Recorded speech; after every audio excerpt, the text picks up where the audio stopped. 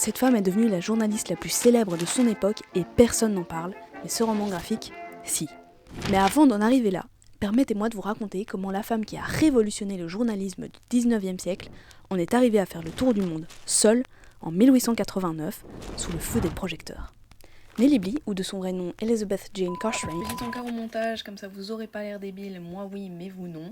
On dit Elizabeth Jane Cochrane et Nellie Bly, voilà. Comme ça, c'est bouclé. Née en 1864. Elle grandit sans père, dans des conditions économiques précaires qui lui insufflent sa vocation, devenir une grande journaliste. Son but, dénoncer les conditions de vie difficiles de la classe ouvrière. C'est à 21 ans que Nellie provoque son destin. À la lecture d'un article du Pittsburgh Dispatch intitulé What Girls Are Good For, qui, sans surprise, dépeint une piètre image des femmes, elle s'indigne. Sa solution, publier une critique bien épicée.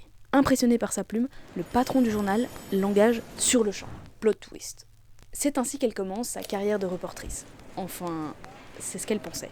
Car à peine engagée, elle s'est retrouvée dans ce qu'on appelle le département féminin, loin de ses sujets de prédilection. Exaspérée, elle s'en va faire ses propres enquêtes en tant que correspondante au Mexique. Et en 1887, elle se fait radier du sol mexicain après plusieurs mois d'investigation. Et oui, elle a osé rédiger des rapports qui ont dérangé les hommes au pouvoir. Quelle surprise! Son sens critique et sa langue trop pendue pour les autorités de l'époque lui ont valu un retour simple, direction les States. Malgré tout ce qu'elle avait appris au Mexique a été publié dans un ouvrage compilation en 1888 nommé Six Months in Mexico. Jusque-là, on dira que l'originalité des titres n'est pas encore tout à fait là, mais soit. En 1887, Joseph Pulitzer du New York's World lui assigne une mission pour laquelle il a spécifiquement besoin d'une femme.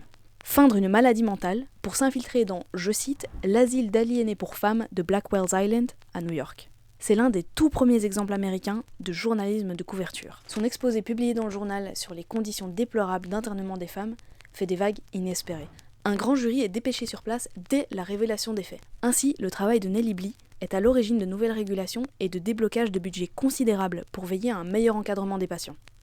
Son œuvre journalistique se voit même publiée sous le nom de 10 Days in a Madhouse. Pour les plus curieux, très facile à trouver en PDF sur internet.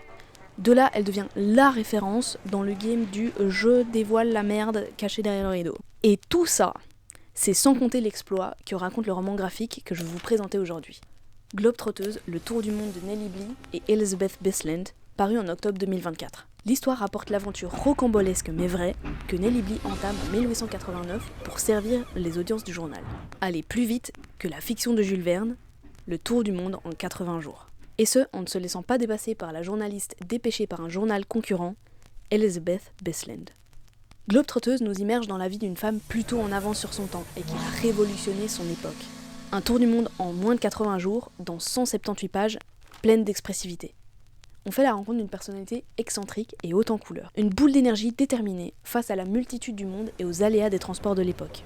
Une femme qui n'a pas craint la vie des hommes qui la subordonnaient et qui a suivi ses désirs de vérité et de dénonciation, jusqu'à devenir une pionnière du journalisme d'investigation. Ce récit chérit les rêves de voyage, tout en nous ramenant à la réalité de ceux-ci. La condition de la femme, les chocs culturels et dans ce cas précis, les tiraillements médiatiques et les guerres de scoop.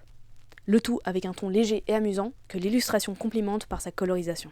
Et cette dame ne s'est pas arrêtée là dans les dingueries puisqu'entre 1914 et 1918, elle a été la toute première femme correspondante du front de l'Est durant la guerre. Heureusement qu'il y a des romans graphiques pour nous rappeler les figures effacées de l'histoire, souvent des femmes. J'espère que cette review aura éveillé votre curiosité. Dites-moi si vous connaissiez l'histoire de Nellie Bly, et puis faites-moi vos retours de lecture aussi, je serais ravie de les lire. Tchuss, prenez soin de vous, et à très bientôt pour une autre review.